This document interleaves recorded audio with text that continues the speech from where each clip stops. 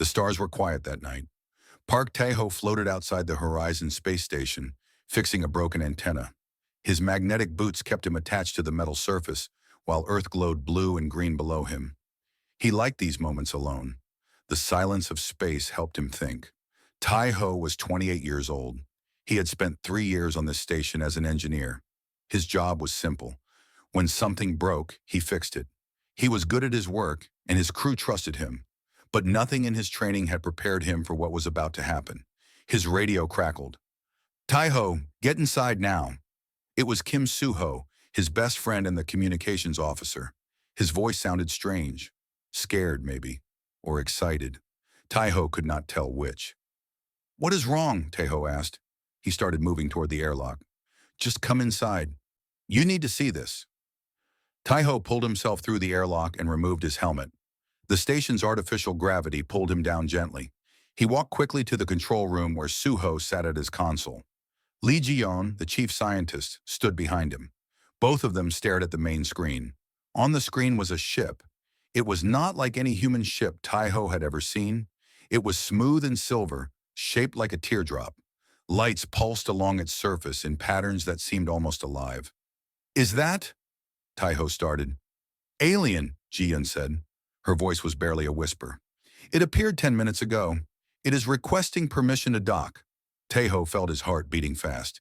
Humanity had always wondered if they were alone in the universe. Now they had their answer. "What do we do?" Soo-ho asked. He looked at Tai-ho. Everyone always looked at Tai-ho when things got difficult. He was calm when others panicked. It was his gift. "Let them dock," Tai-ho said. "If they wanted to hurt us, they would not ask permission?" Ji-yeon nodded slowly. "He is right. Open docking bay 3. The alien ship moved gracefully toward the station. It connected to the docking port with a soft sound. Then everything went quiet. The three humans walked to the docking bay and waited. Tai-ho stood in front. His hands were steady, but his mind was racing. The airlock door opened with a hiss. White mist poured out, and then she stepped through. Tai-ho forgot how to breathe. She was tall, almost 2 meters. Her skin was silver, like moonlight made solid. Her hair was long and white, flowing behind her like water. Her eyes were large and violet, with tiny stars that seemed to swim inside them. She wore a simple dress that changed colors as she moved. She was the most beautiful thing Tai-ho had ever seen. The alien woman looked at him, her head tilted slightly to one side like a curious bird. She said something in a language that sounded like music. Tai-ho did not understand the words, but he understood her expression. She was afraid. "It is okay," Tai-ho said softly. He raised his hands to show he had no weapons. "You are safe here." She touched a small device on her wrist. It made a clicking sound. Then she spoke again, and this time Tai-ho could understand her. The device was translating. "I am Vela," she said. Her voice was soft and clear. "I am Lunari. My ship is damaged. I was running from bad people. Please, I need help." Tai-ho stepped closer to her. He could see now that her beautiful dress was torn in places. There was a dark stain on her shoulder that might have been blood. She was shaking. "You are hurt," he said. "Ji-yeon, get the medical kit." Ji-yeon ran to get supplies. Soo-ho still stood frozen, staring at Vela with his mouth open. Tai-ho gently guided Vela to a chair. She sat down heavily like she had been carrying a great weight and could finally rest. "Thank you," Vela said. She looked at Tai-ho with wonder in her star-filled eyes. "You helped me. You do not even know me." "Why?" Tai-ho smiled. "Because you needed help. That is enough reason." Vela stared at him. Her translator made a strange sound, like it was confused. "Among my people, help always has a price. Among most species in the galaxy, nothing is free. But you ask for nothing?" "Nothing," Tai-ho confirmed. Vela's eyes filled with tears. They were silver, like tiny diamonds rolling down her cheeks. "The stories about humans were true," she whispered. "Your species is strange and wonderful." Ji-yeon returned with the medical kit. She cleaned and bandaged Vela's wound while Tai-ho asked questions. Vela explained that she was a scholar who studied ancient cultures. She had been captured by creatures called the Krath, a species that bought and sold people like objects. She had escaped, but they were chasing her. The Krath are dangerous, Vela said. They will come here looking for me. I should leave. I do not want to bring trouble to your people. No, Taiho said firmly. You stay. We will protect you. Suho finally found his voice. Taiho, are you crazy? We are just a research station. We have no weapons. How can we fight alien slavers? We will find a way, Taiho said. We always do. Vela looked at him with something new in her eyes. Respect, maybe, or something deeper. You are brave, she said. Foolish, perhaps, but brave. Taiho laughed. My mother always said the same thing. An alarm suddenly filled the room. Red lights flashed. Suho ran to check the sensors, and his face went pale. 3 ships approaching, he said. One is small and fast. The other 2 are big, really big. They have weapons. Vela stood up, her wound forgotten. Fear returned to her face. The Krath. They found me. Taiho looked at the screen. The 2 large ships were ugly and dark, covered in spikes and weapons. The small ship was different. It was red and gold, built for speed. The small ship is not Krath, Vela said. I do not recognize it. Then we have 2 enemies and 1 unknown, Taiho said. He turned to his crew. Soho, try to contact the small ship. Jion, see if we can activate the defense systems. I know they are experimental, but we need something. And what will you do? Suho asked. Taiho looked at Vela. She was scared, but she was not running. She stood tall, ready to face whatever came. He admired that. I will make sure our guest is safe, Taiho said, no matter what happens. Vela took his hand. Her skin was cool and smooth. Why? She asked again. Why risk everything for a stranger? Taiho squeezed her hand gently. Because that is what humans do. Outside, the ships grew closer. The battle for Horizon was about to begin. And Park Taiho, a simple engineer from Earth, was about to become something much more. The Horizon station shook as the 2 Krath ships moved into attack position. Taiho held onto a railing, while Vela grabbed his arm for balance. Her silver skin had gone pale with fear. They will not negotiate, Vela said. The Krath take what they want. They destroy what they cannot take. Suho worked frantically at his console. The small red ship is responding to our message. They say they are not our enemy. They are hunting the Krath. Then they are our friend, Taiho said. Let them dock. Are you sure? Jion asked. We do not know anything about them. We know they hate the same people who want to hurt Vela. That is enough for now. The red and gold ship moved fast. It slipped between the 2 Krath vessels like a dancer avoiding clumsy hands. Weapons fired, but the small ship was too quick. It reached the station and connected to the second docking port. Taiho left Suho at the controls and went to meet their new visitor. Vela followed him. She would not let him out of her sight. The airlock opened, and someone jumped through before the mist could clear. Taiho saw golden armor, flowing dark hair, and eyes that burned like fire. A woman stood before him, holding 2 curved blades. She looked ready to kill. She was stunning. Where Vela was soft and elegant like moonlight, this woman was fierce and bright like the sun. Her skin was bronze and strange markings glowed on her arms. Her body was strong and athletic. She moved like a predator. Where is the Lunari? The woman demanded. Her voice was sharp. The Krath were tracking her signal. I was tracking them. Speak quickly. Vela stepped out from behind Taiho. I am here. Who are you? The warrior woman looked at Vela, then at Taiho. Her eyes narrowed. Why is this human standing in front of you? Is he your guard? He is my protector, Vela said. He saved me. The warrior laughed. It was not a kind laugh. A human? Protecting a Lunari from the Krath? Humans are soft creatures. They have no claws, no fangs, no armor. What can he do against slavers? Taiho smiled calmly. Would you like some tea? The warrior stared at him. Her mouth opened and closed. For a moment she did not know what to say. Tea? We are about to be attacked. And you offer me tea? Fighting is easier with a calm mind, Taiho said. Tea helps with that. Also, you look tired. When did you last rest? The warrior's fierce expression flickered. Something softer appeared for just a moment before she hit it again. I am Nira of the Sorath Empire. I do not need rest. I do not need tea. I need to kill Krath. You can do that after tea, Taiho said. He walked toward the small kitchen area. Come, I will explain our plan. Nira did not move. She looked at Vela. Is he always like this? I have known him for 1 hour, Vela said. But yes, I think he is always like this. Nira made a frustrated sound but followed Taiho. She did not put away her blades. In the kitchen, Taiho made tea while the station shook from another near miss. The Krath ships were circling, testing their defenses. Ji-Yun reported that the experimental defense grid was almost ready. What is this defense grid? Nira asked. She sat stiffly, her weapons on the table. It creates a pulse of electromagnetic energy, Taiho explained. It will shut down any electronic systems nearby. Nira frowned. That is primitive technology. The Krath have shielding against such attacks. Do they? Taiho asked. He poured tea into 3 cups. Our scientists studied Krath ship designs from old transmissions.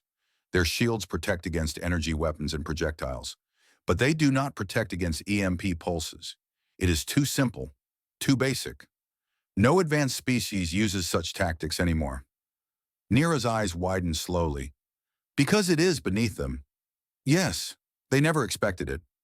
Why prepare for something that seems so weak? Nira picked up her cup of tea. She sniffed it carefully, then took a small sip. Her expression changed. This is good. What is it called? Green tea. It grows on Earth. Nira took another sip. Your species is strange.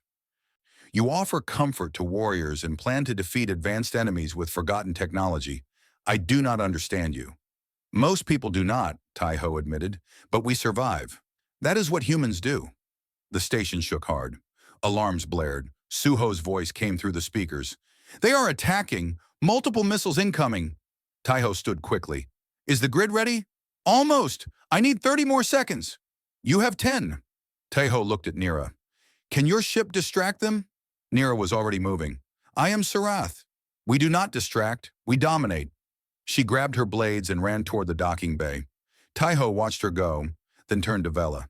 Stay here, stay safe. Where are you going? Vela asked. To help Suho. Taiho ran to the control room. Through the windows, he could see Nira's ship launching from the station. It moved like lightning, drawing the attention of both Krath vessels. Missiles followed it, but none could catch it. Now, Suho! Suho pressed the button. A wave of invisible energy burst from the station. It hit the Krath ships like a silent storm. Their lights flickered, their weapons stopped firing, their engines died. The 2 massive ships drifted helplessly in space. Nira's voice came through the radio. She was laughing. It worked. The great Krath warships are floating like dead fish. Human, you are full of surprises. Taiho allowed himself a small smile, but the victory felt incomplete. Can we capture them? Capture Krath? Nira sounded confused. Why? We should destroy them. If we destroy them, others will come for revenge. If we capture them, we have bargaining power. We have information. There was silence on the radio. Then Nira spoke again, and her voice had changed. There was respect in it now. You think like a general, not an engineer. Very well. I will disable their escape pods. You can collect your prisoners. It took 2 hours to secure the Krath ships. The slavers were ugly creatures, tall and thin with gray skin and too many teeth. They hissed and spat at their captors, but they were powerless. Taiho treated them fairly, giving them food and water. This confused them. Why do you not hurt us? One Krath asked. We would have taken your people as slaves. We would have made you suffer. I know, Taiho said, but I am not you. Later, Nira stood beside Taiho in the observation room. They watched the stars together. Vela had gone to rest, exhausted from her ordeal. You fought well today, Nira said. Without weapons, without violence. You used your mind. Fighting is not always about strength, Taiho said. Among the Sorath, it is. We are warriors. We conquer. We are proud. Nira paused. But today I saw something different. You won without pride. You won without cruelty. It was beautiful. Taiho looked at her. The fierce warrior seemed younger now, softer. Thank you for helping us. Nira met his eyes. Her fire had not disappeared, but it burned differently now. Warmer. Thank you for the tea. They stood together in comfortable silence.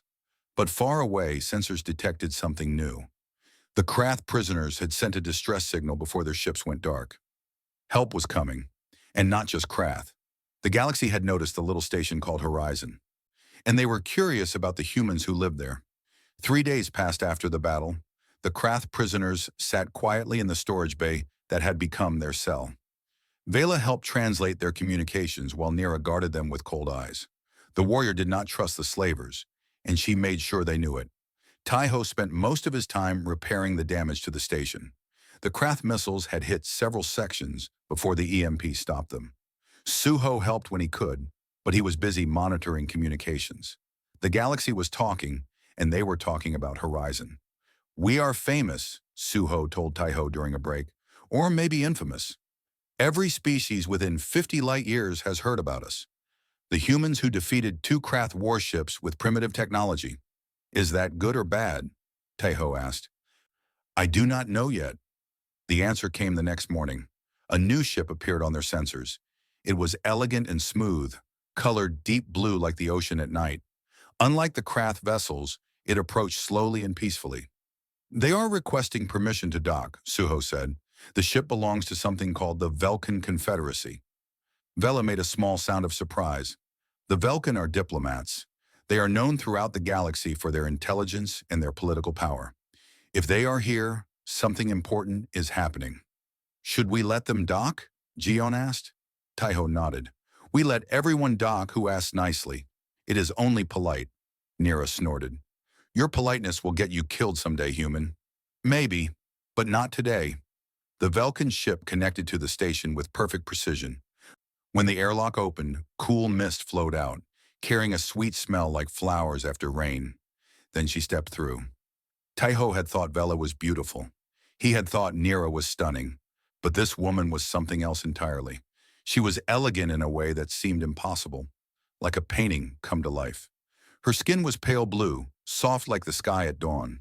Her hair was long and dark blue, almost black, flowing down her back like a waterfall. Her eyes were silver and calm, missing nothing.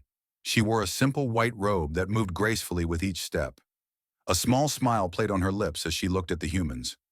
"I am Eris," she said. Her voice was smooth and musical. "I represent the Velkin Confederacy. I am here to speak with the human called Park Taiho." Taiho stepped forward. "I am Taiho." Eris studied him carefully. Her silver eyes moved over his face, his hands, his posture. He felt like she was reading a book, and he was the pages. "You are younger than I expected," Eris said, "and simpler. I mean, no offense. It is just surprising. The reports made you sound like a great commander." "I am just an engineer," Taiho said. "I fix things." "You fixed a situation that should have ended in death or slavery. That is more than engineering." Eris looked at Vela and Nira. "May I speak with Taiho alone?" Nira's hand moved to her blade. "No, whatever you say to all of us." Vela nodded. "We stand together." Eris raised an eyebrow. "Interesting. A Lunary scholar and a Sarath warrior protecting a human. 3 species who have never cooperated before. You have accomplished something remarkable without even trying." She turned back to Taiho. "Very well. Let us all talk. I have a proposal." They sat in the station's meeting room. Gion brought water and small snacks. Eris ate nothing but watched everything. "Earth is in a valuable location," Eris began. "Your solar system sits at the intersection of 3 major trade routes. Until now, no one cared because humanity was too primitive to notice. But that has changed. You have proven that humans can fight. You have proven that humans can think. Now everyone is watching." "What do you mean by everyone?" Taiho asked. "The Krath want revenge. The Lunari want friendship. The Sorath want allies. And a dozen other species want to know if humans can be controlled or if they are too dangerous to leave alone." Eris paused. "The Velkin want balance. We do not wish to see Earth destroyed or enslaved. So I am here to offer protection." "What kind of protection?" Vela asked. Her voice was suspicious. "The Confederacy can place Earth under our diplomatic shield. Any attack on humanity would be considered an attack on us. No one wants war with the Velkin." Nira laughed coldly. "And what do you want in return?" The Velkin do nothing for free. Eris smiled. It was a beautiful smile, but there was something hidden behind it. We want Taiho. He will become humanity's ambassador to the galaxy. He will live on our stations, attend our councils, and speak for his people. Through him, we will guide humanity's first steps into the galactic community.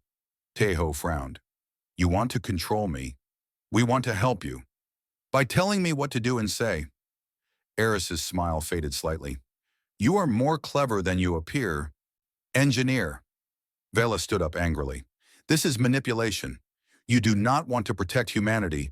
You want to use them before anyone else can. Nira also stood, her blades appearing in her hands. Sorath warriors do not negotiate with schemers. Leave now, Velkin. The room became tense. Eris remained perfectly calm.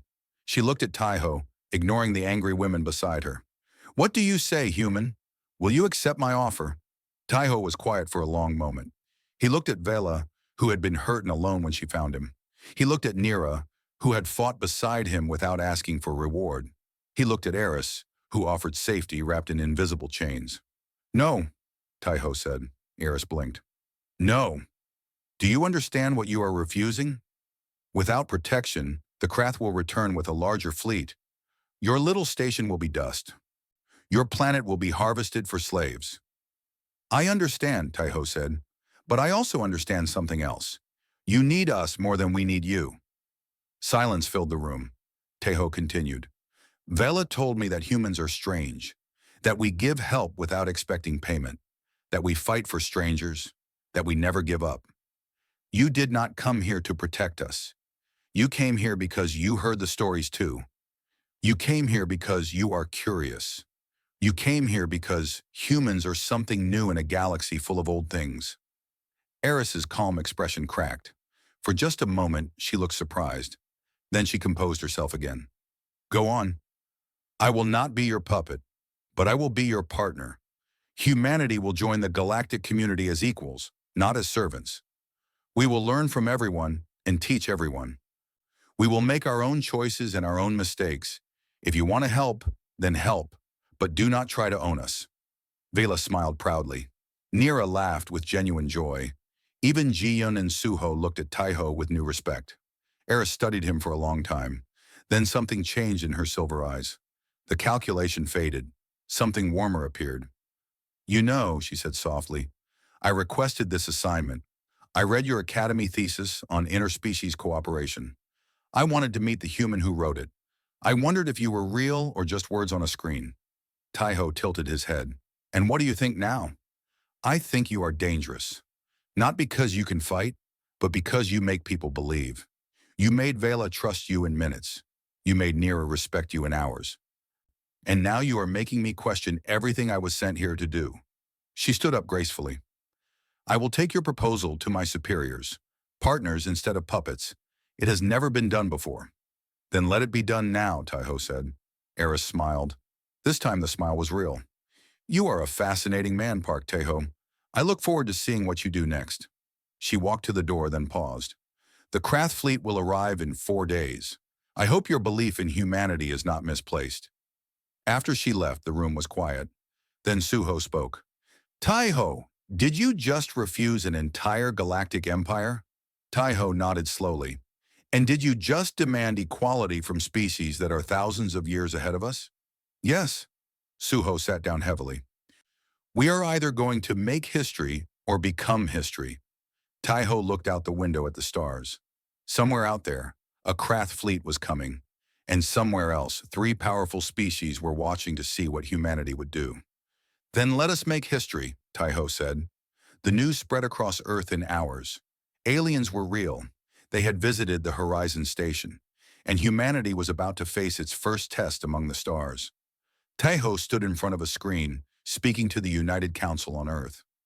Leaders from every nation watched him with fear and hope in their eyes. Behind him, Vela, Nira, and even Eris stood together. The diplomat had returned the day after their first meeting. She said she wanted to observe. Taiho suspected she wanted something more. We have 4 days, Taiho said. The Krath are sending a battle fleet. They want revenge for their lost ships and their captured soldiers. They also want to show the galaxy that humanity is weak. What do you suggest? Asked the council president. His voice was tired. The weight of the world rested on his shoulders, and it showed. We fight, Taiho said simply. With what? Another leader demanded. We have no space fleet. We have no weapons that can match theirs. Our best technology is toys compared to what they have. That is not entirely true, Ji-Yun spoke up. She had been standing quietly, but now she stepped forward. The EMP worked against the first Krath ships. We can build more generators. We can install them on our satellites. We can create a defense network around the station. Will that be enough? Someone asked. Nira answered. No. The Krath will send dozens of ships this time. Your primitive pulse weapons might stop some of them, but not all. You need allies. Then we are lost, the president said. Who would fight beside us? We have nothing to offer. Taiho shook his head. You are wrong. We have something no one else has. We have hope. The council members looked confused. Even his friends seemed uncertain. Taiho continued. I have talked with Vela, Nira, and Eris. I have learned about the galaxy. It is old and tired. Species fight each other for power and resources. Trust is rare. Kindness is rarer. Everyone expects betrayal because betrayal is normal. He paused. But humans are different. We help strangers. We protect the weak. We share what we have.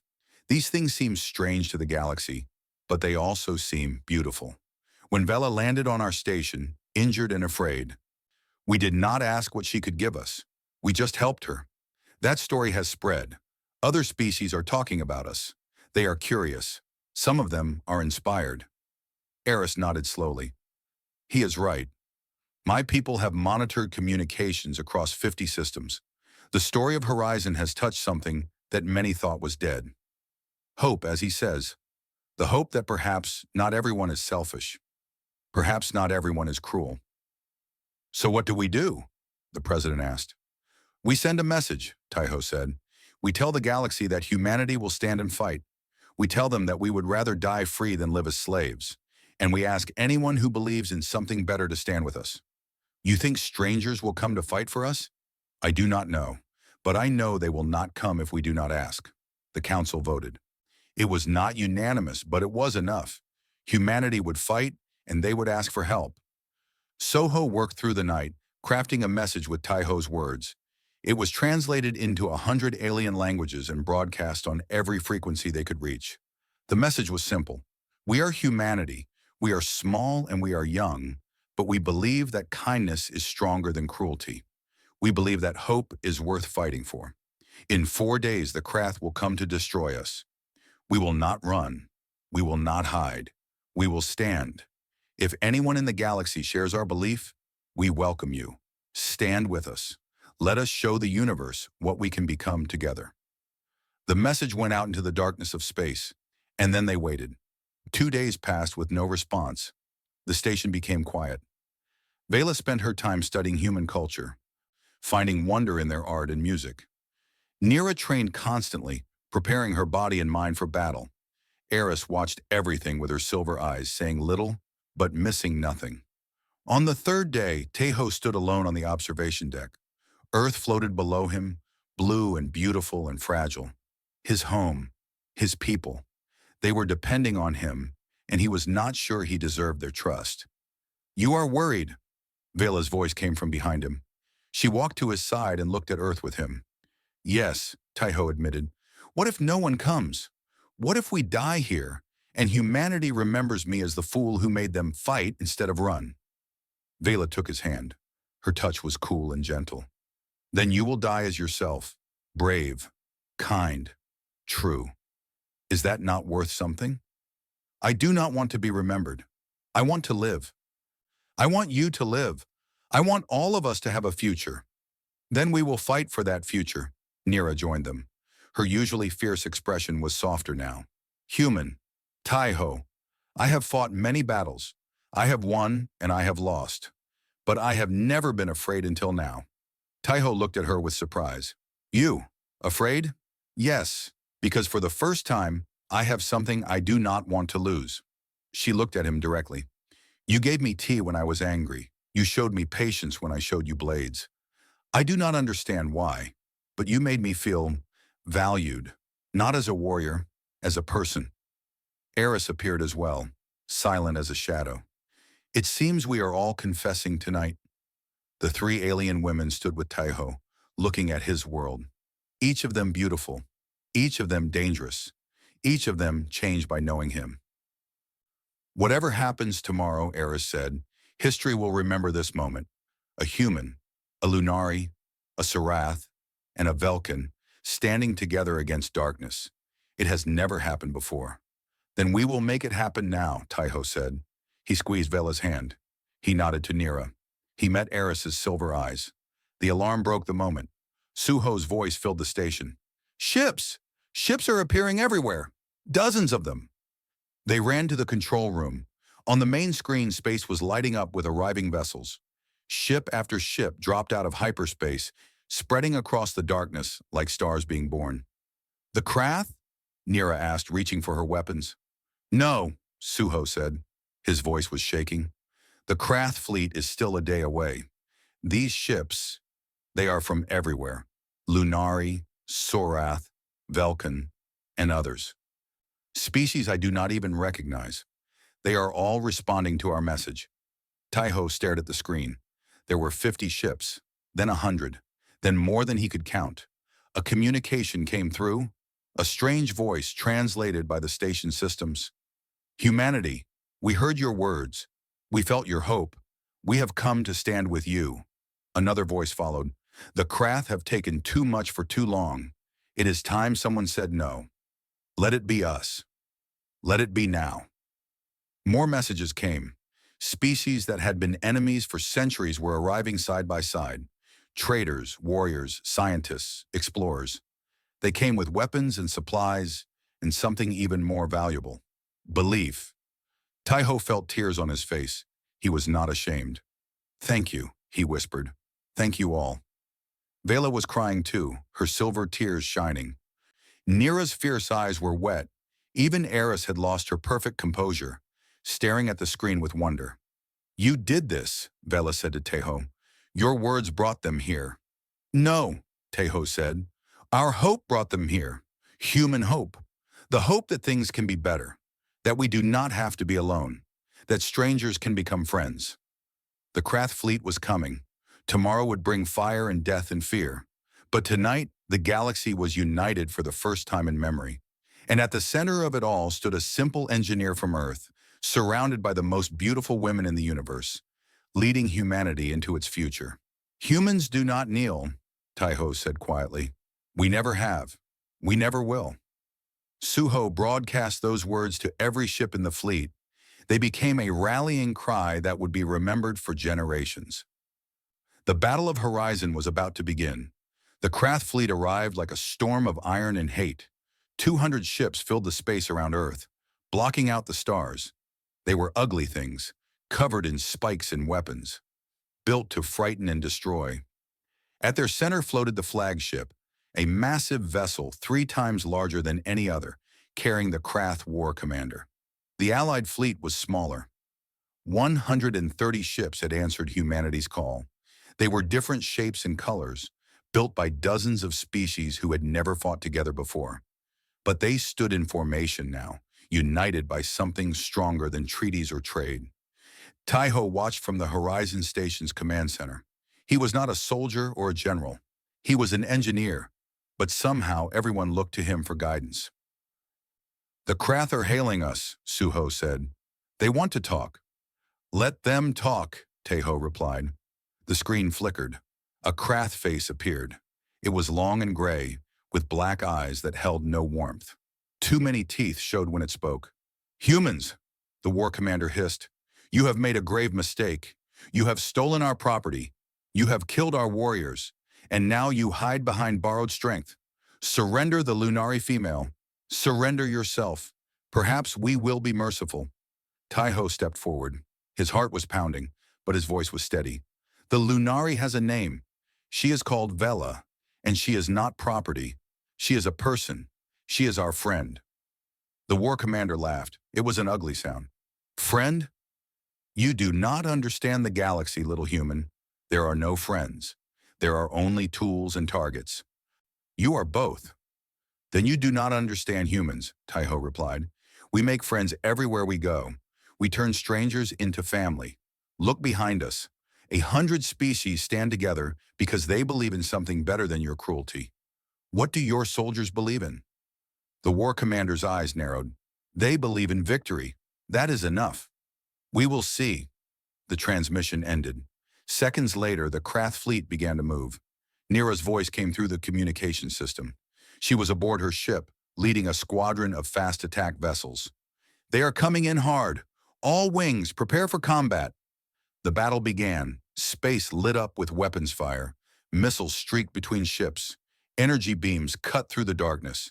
The Allied fleet spread out, using their different strengths together. Lunari ships created sensor ghosts that confused Krath targeting systems. Sorath warriors charged directly into enemy formations, their golden ships burning like flames. Velkin vessels stayed back, coordinating communications and guiding tactics. Taiho watched the chaos from the station. He could not fly a fighter or fire a weapon, but he could think. Soho, activate the EMP network. Target their command ships first.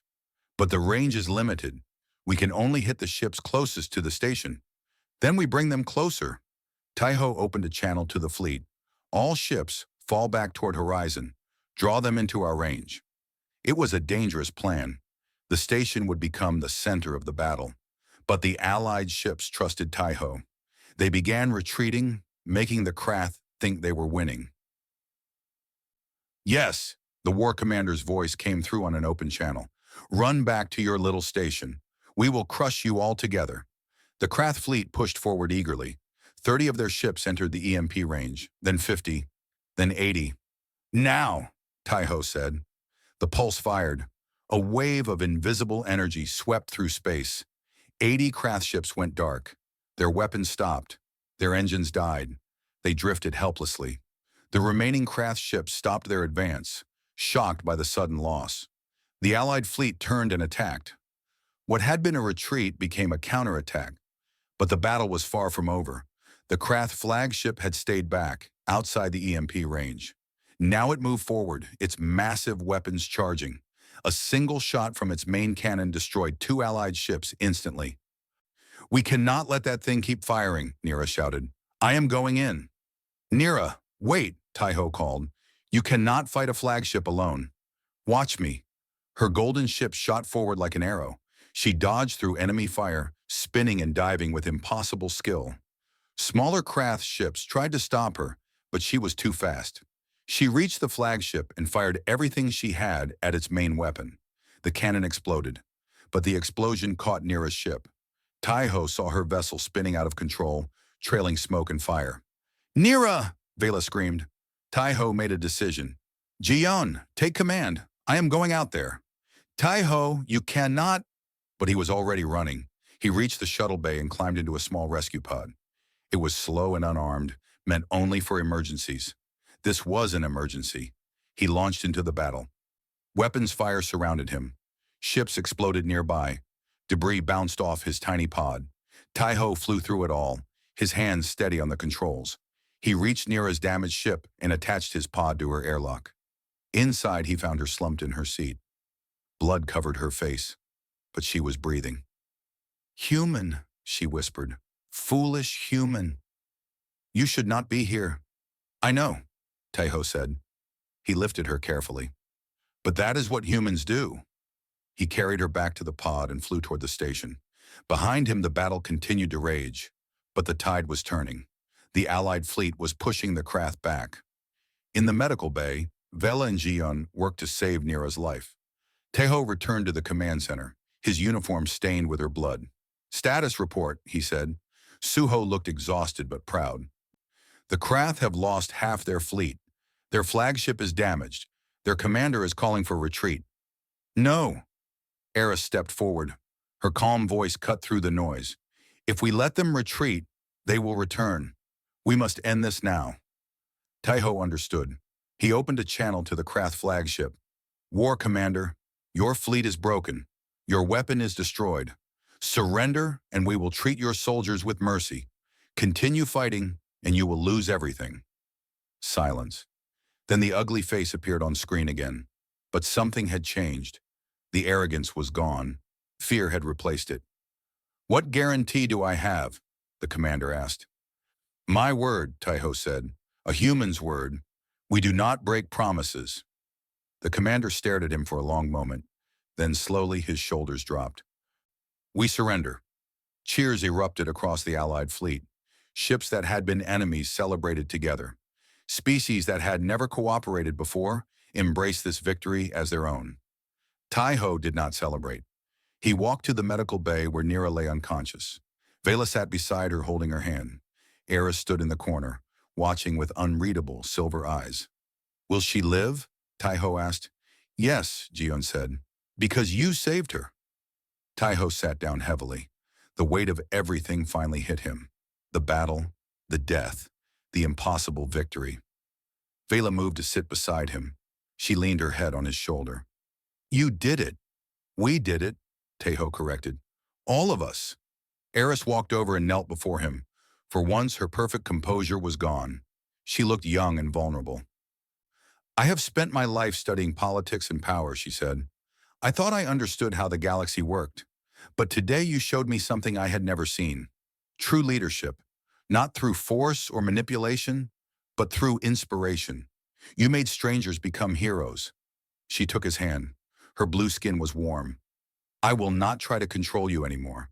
I will serve you. Humanity has earned my loyalty." Taiho looked at the three women around him. Vela, gentle and wise. Nira, fierce and brave. Eris, clever and powerful. Each of them had been changed by knowing him, and he had been changed by knowing them. Outside, Earth floated peacefully. The battle was over, the Krath were defeated, and humanity had taken its first step into a larger universe. But Taiho knew this was only the beginning. The galaxy was watching. And they expected great things from the species that refused to kneel.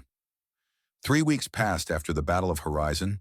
The station was being repaired with help from the Allied fleet. Ships came and went, carrying supplies and visitors. Every day, new species arrived to meet the humans who had united the galaxy. Taiho had become famous. His face appeared on screens across 1,000 worlds. Children of a dozen species knew his name.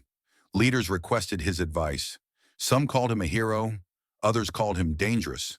Everyone called him important. But inside, Taiho felt lost. He sat alone in the observation room, watching Earth turn slowly below. The blue planet looked so peaceful from up here, so small. He missed walking on solid ground. He missed the smell of rain and the sound of birds. "You hide here often." Vela's voice was soft. She entered the room quietly and sat beside him. "What troubles you?" "Everything has changed so fast," Taiho admitted. "A month ago, I was just an engineer. Now people expect me to lead, to inspire, to know answers I do not have." Vela touched his cheek gently. Her silver skin was cool against his warmth. "You do not have to know everything. You just have to be yourself. That is what drew us all to you." "Us?" Vela's star-lit eyes met his. "You must know by now how I feel about you." Taiho's heart beat faster. "Vela, let me speak." Her voice trembled slightly. "Among my people, we do not hide our emotions. It is considered dishonorable to lie about the heart. So I will tell you the truth. I love you, Taiho. From the moment you took my hand and promised to protect me, I have loved you." Taiho did not know what to say. He had felt the connection between them, the way she looked at him, the way she stood close to him. But hearing the words made it real. Before he could respond, footsteps announced another arrival. Nira walked in, her arm still bandaged from the battle. She had healed quickly, as Sorath warriors do, but she moved more carefully now. "Am I interrupting something?" Nira asked. Her golden eyes moved between them. "Yes," Vela said honestly. Nira nodded. "Good. Then I am on time."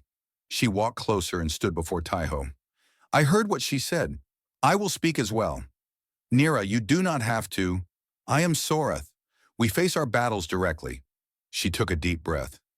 "You saved my life. You flew into a war zone with no weapons, no armor, just to rescue me. No one has ever done anything like that for me. Among my people, I was valued only for my strength, my victories. But you valued me as a person. You gave me tea. She almost smiled.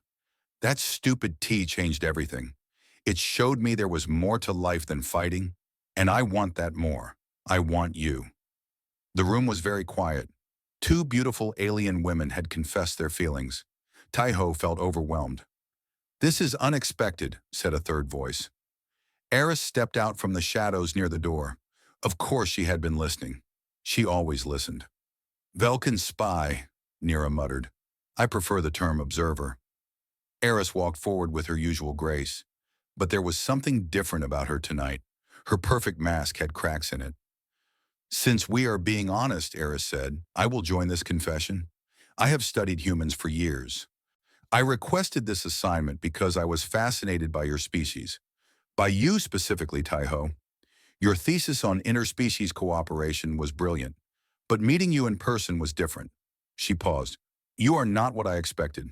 You are better, warmer, more real. I have spent my life calculating every relationship for political advantage, but with you I forgot to calculate. I simply felt. 3 women, 3 confessions. Taiho felt like he was drowning. I do not know what to say, he admitted. I care for all of you. But on Earth, relationships usually involve 2 people, not 4. Earth customs are not galaxy customs, Vela said gently. Among the Lunari, love is not limited. We believe the heart can grow to hold many people. Among the Sorath, warriors often form battle bonds with multiple partners, Nira added. It is considered strength, not weakness, Eris nodded. And the Velkin are practical. Why limit happiness when there is enough to share? Taiho looked at each of them. Vela with her gentle wisdom, Nira with her fierce loyalty, Eris with her sharp mind. They were so different, but they all wanted the same thing. This is not possible, he said. You 3 would fight constantly. Your cultures are too different. Your personalities would clash. We already fight constantly, Nira said. But we also respect each other. The battle changed things. We stood together. We bled together. We won together. She is right, Vela agreed. I was jealous at first, but now I understand. Each of us sees something different in you, something valuable. Why should only one of us have that? Eris stepped closer. The question is not whether we can make this work. The question is whether you want to try. Taiho closed his eyes. He thought about the future, the challenges ahead, the galaxy watching his every move. Could he handle this complexity on top of everything else? But when he opened his eyes and saw them waiting, hopeful and vulnerable, he knew the answer. I want to try, he said. Vela smiled brilliantly. Nira let out a breath she had been holding. Even Eris looked relieved. But we do this properly, Taiho continued. No secrets, no manipulation. We talk about problems. We respect each other. And if it does not work, we remain friends. Agreed? Agreed, they said together. The next morning, a shuttle arrived at the station carrying an unexpected visitor. She was young, perhaps 20 years old, with silver skin like Vela, but dark hair like a human. Her eyes were violet with tiny stars, but shaped like human eyes. Who is she? Suho asked, staring. My name is Yuna, the young woman said. She looked around the station with curiosity. I am here to see the human called Taiho. Taiho came forward. I am Taiho. How can I help you? Yuna studied him carefully. You look like him. Like who? Like my father. Yuna took a deep breath. My mother was Lunari. My father was human. He was a soldier on an early exploration ship that visited Lunari space 30 years ago. They fell in love, but he had to return to Earth. He never knew my mother was pregnant. Taiho stared at her. You are half human? Yes, one of very few. When I heard about you, about what you did, I had to come. I needed to see for myself that humans were real. That my father's people were as wonderful as my mother always said. Vela approached slowly, wonder on her face. I have heard of such children, but I never believed they existed. The genetic compatibility between humans and Lunari was thought to be impossible. Yuna smiled sadly. Scientists say we should not exist. But here I am, a bridge between 2 worlds. Eris's eyes were calculating again, but in a different way. This changes everything. If humans can bond genetically with Lunari, they might be compatible with other species as well. Human DNA might be the most adaptable in the galaxy. What does that mean? Taiho asked. It means humanity is not just politically important.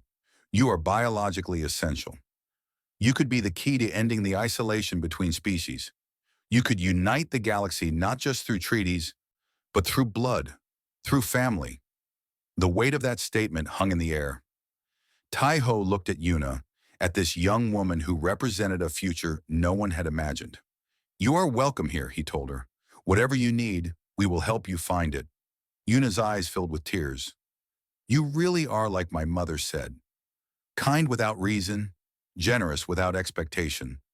I think I understand now why she loved him.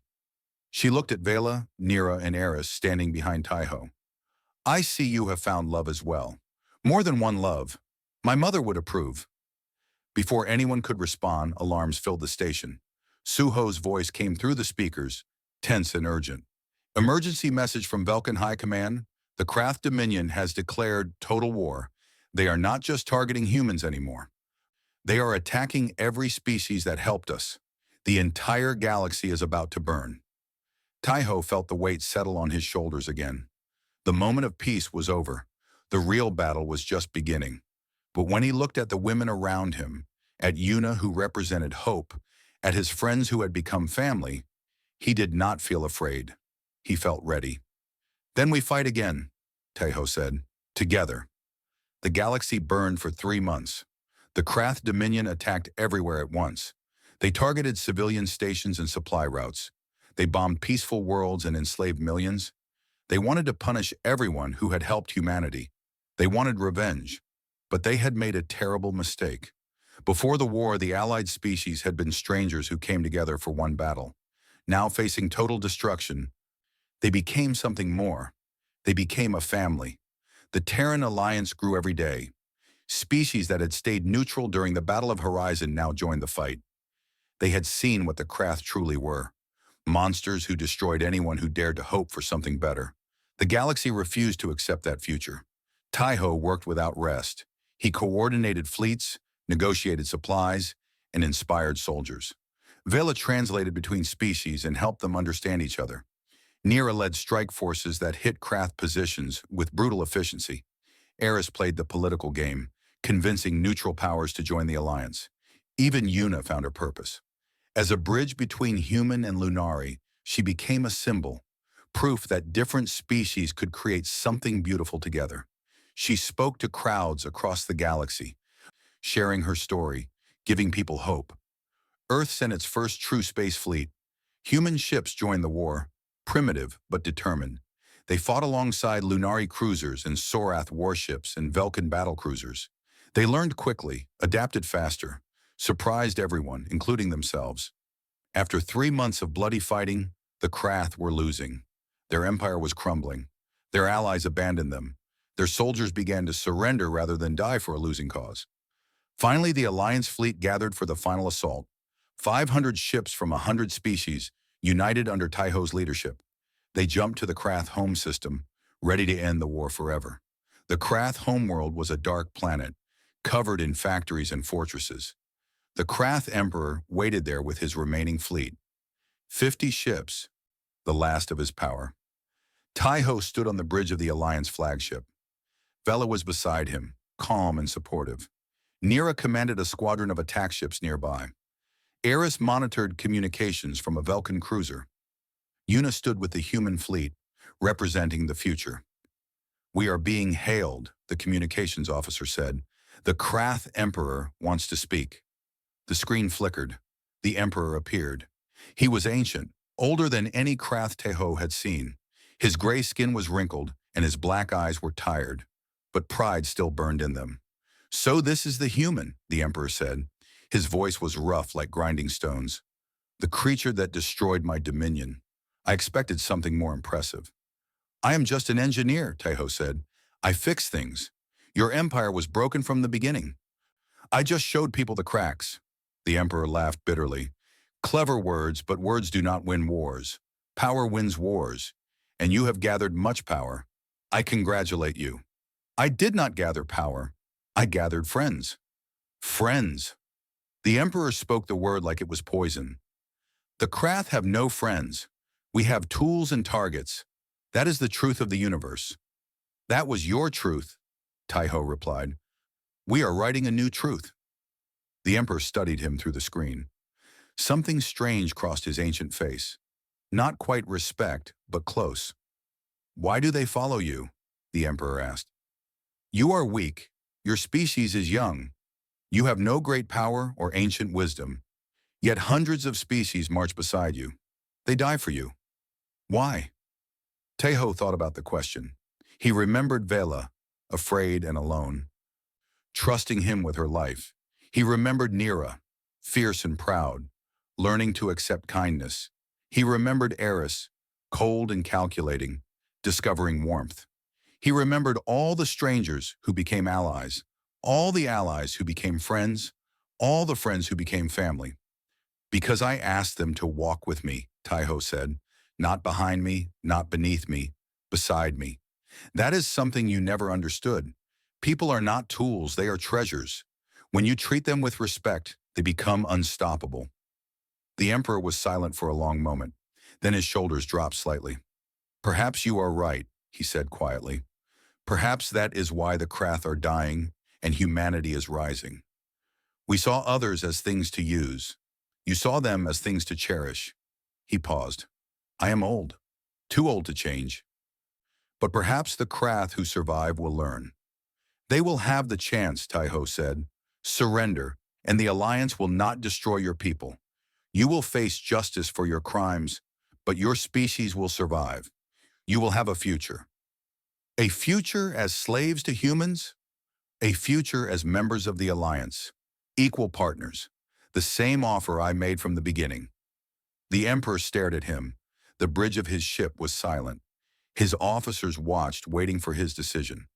You are either the wisest creature in the galaxy, the Emperor said, or the most foolish.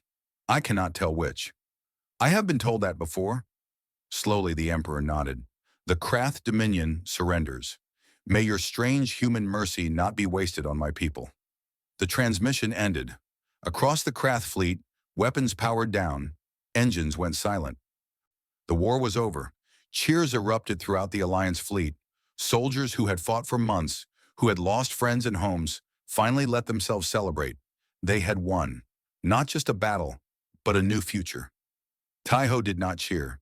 He sat down heavily, the weight of everything finally lifting from his shoulders. He felt hands on him. Vela from one side, her cool touch soothing. Nira from the other, her strong grip reassuring. You did it, Vela whispered. We did it, Taiho said. All of us. Later they returned to Horizon Station. It had been repaired and expanded during the war, becoming the headquarters of the new alliance.